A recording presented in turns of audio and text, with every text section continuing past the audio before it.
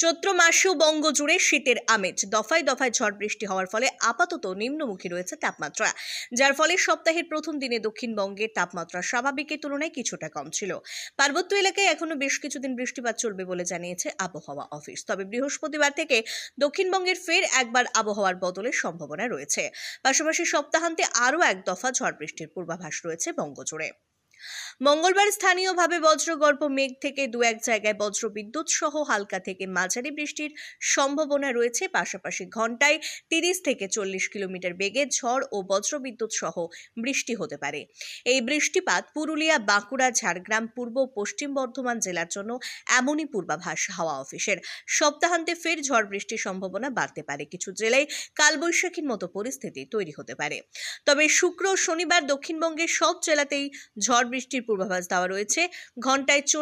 ঘন্টায় 60 কিলোমিটার পর্যন্ত গতিবেগে ঝড়ের সঙ্গে বজ্রপাত ও শিলাবৃষ্টির সম্ভাবনা বেশি পুরুলিয়া, বাঁকুড়া, ঝাড়গ্রাম, হুগলি, নদিয়া, পূর্ব ও পশ্চিম বর্ধমান জেলায়।